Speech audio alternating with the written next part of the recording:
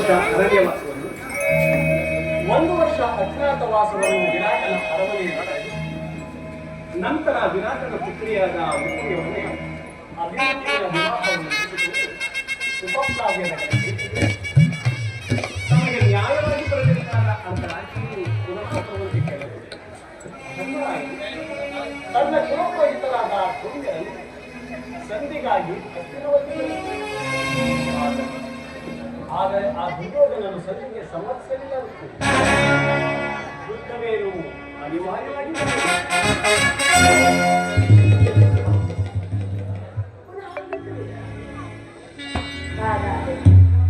ನೀವು ವಿಶ್ರಾಂತಿ ದಿನಗಳನ್ನು ಕಳೆದು ಗೋಪಿಕಾಂಗನೆಯರ ಕಟಾಕ್ಷ ಚಿಂತೆಯಿಂದ ಕೈದು ದ್ವಾರಕಿ ಕುಸುಮಶೈಲದಲ್ಲಿ ಮನೆಗೆ ಅರಳಿಸಿದ ಕಣ್ಣುಗಳಿಂದ ಅನೇಕ ಭೋಗದ ಆನಂದವನ್ನು ಕಾಣುವುದು ನಿಮ್ಮಲ್ಲಿ ಸಾಧ್ಯವಿಲ್ಲವೇ?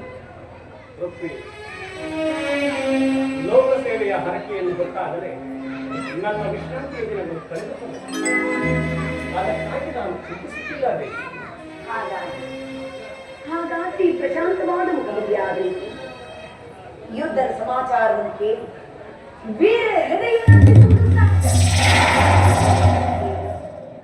ಶಿಶುಪಾಲಾದಿ ದಾನವರನ್ನು ಸಂಹರಿಸಿದ ನಿಮ್ಮ ಚಕ್ರದ ರಕ್ತಪಿಶಿಯು ಪುನಃ ಜಾಗೃತವಾದ ಜಗತ್ತಿನ ಯಾವ ಮೂಲೆಯಲ್ಲಿ ಅದಾವ ದುಷ್ಕರ್ಮಿಗಳು ಜನ್ಮಿಸಿರುವರು ಅದರ ದುಷ್ಟದಾರಿಗೆ ಆಹುತಿಯಾಗಲಿ.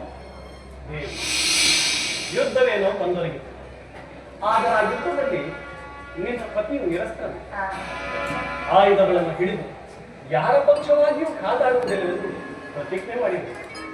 ಈ ಶಯನಾಗಾರದ ವಸ್ತುಗಳನ್ನು ದಾಟಿಬಿಡಲು ಒಂದು ಅನುಕೂಲವಾದ ಕಾರಣವೇ ದೊರಕಂತಾಯಿತು. ಸ್ವಾಮಿ, ನಿಮ್ಮ ರಾಜನೀತಿ ಕೌಶಲ್ಯವನ್ನು ನಾನೀಗ ಅರಿತೆ.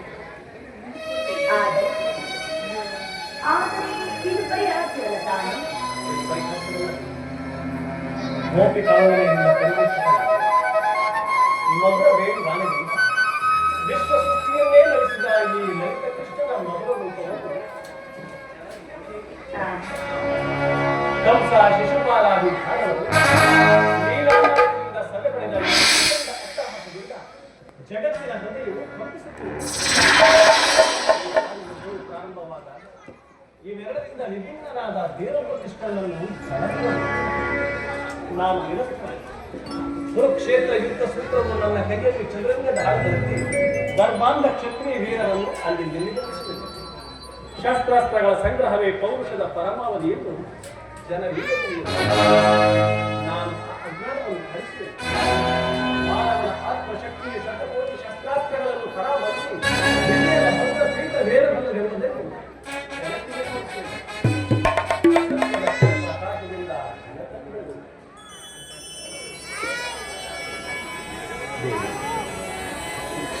ನನ್ನ ಕುರುಕ್ಷೇತ್ರದಲ್ಲಿ ನನ್ನ ಕೈಗಳು ಸತ್ಯ ಹಿಮದಂತೆ ನಿರ್ಮಿತವಾಗಿ ಬೆಳೆದುವುದನ್ನು ಇದೇ